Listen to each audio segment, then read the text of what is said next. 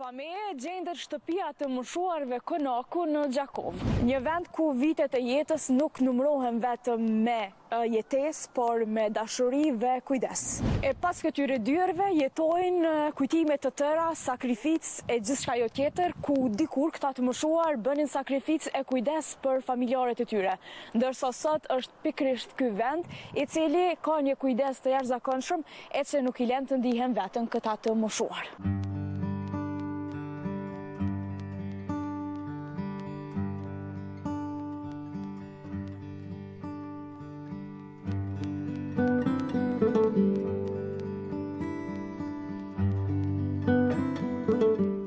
Në shtëpinë të moshuarve Konaku në Gjakov kanë gjetur stre dhjetra të moshuar të cilët më nuk janë të vetëm dhe as pa përkujdesje.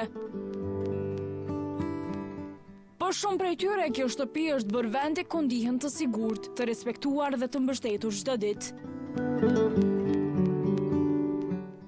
2025 muajin tetor, kur aqel këtu, unë jam kun më pari gati këthuja këtu. Për atyre të mos në vërtet këna gjetë rregull. Pastërti, çka është nivel, pastërtia me gjithë e fshin, e lajnë, atërë gjithçka është në rregull.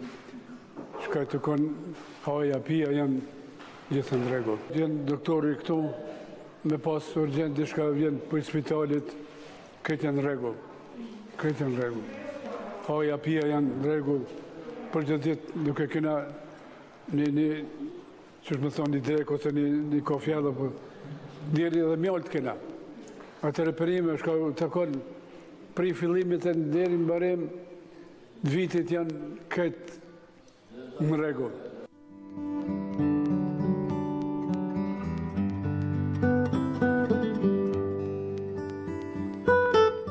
Rajon Konaku ofron një shërbim 24 orë, kur përpos të shërbimeve që siç dihen që janë nga çdo infermier, ne ofrojmë kujdes të veçantë ndaj tyre. Si për shembull kemi gjithmonë matin e parametrave vital që bëhet çdo mëngjes, pastaj hipoterapia të me rregull, siç i kanë të përshkruar nga specialistë të ndryshëm. Sa i përket pastaj pjesës së ushqimit, personat të cilët janë në gjendje që mund të ushqehen vetë ata ushqehen, ndërsa personat të cilët kanë nevojë për asistim tonin bëhet 3 herë në ditë pjesa ushqimit, ushqehen pra. Pastaj kemi përpos terapisë një rol shumë të rëndësishëm dhe diçka shumë e rëndësishme është për neve edhe pjesa e higjienës, kur ne përkujdesem për higjienën personale të tyre. Kemi edhe për vizita të ndryshme specialistike që i kanë të nevojshme, me anë të asistimit tonë i dërgojmë në qendrat e tyre përkatëse. Gjithashtu përpos shërbimeve të tjera kemi që qëndrojmë në 24 orë këtu, për çdo nevojë të tyre, për çdo pakënaqësi, për çdo diçka që ka nevojë, ne jemi në gjendje të gatishmërisë që t'ju ofrojmë. Krahas kujdesit shëndetësor, atyre u ofrohet edhe mbështetje emocionale, shoqëri dhe aktivitete të përditshme, duke u lehtësuar jetën dhe duke u rikthyer ndjenjat e dinjitetit. Kështu, duke pa nevojën se si ka ardhur situata në Kosovë që nuk ka shumë institucione sociale për të më shumë, atëherë më ka lind ideja që të interesohem dhe ta gjejmë një zgjidhje se çka mund me ofru diçka si shërbime shëndetësore sociale.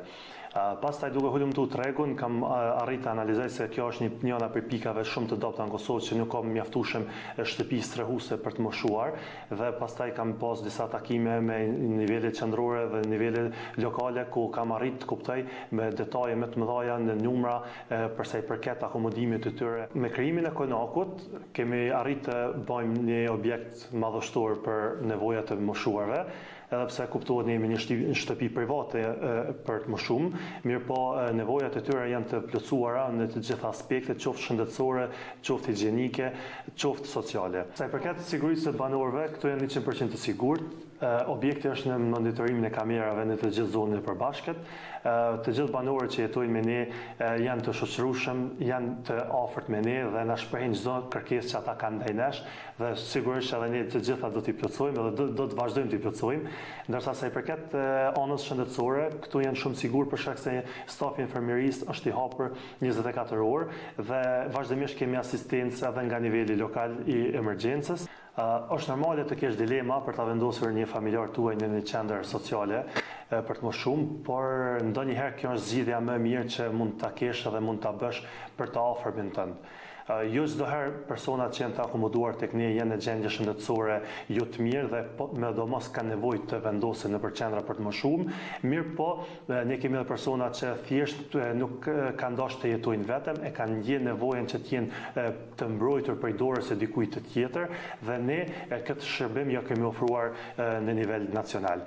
Prandaj jo çdo herë personat që janë të akomoduar tek ne janë persona që nuk ka mbikëqyrje, nuk ka kujdes, mirë po familjarët e tyre tentojnë që t'ja ofrojnë një kujdes më të shtuar se sa që mund t'ja ofrojnë duke lënë në një shtëpi apo në një banesë duke jetuar. Ne jemi të hapur për vizita ndaj të moshuarve që gjenden në qendrën tonë.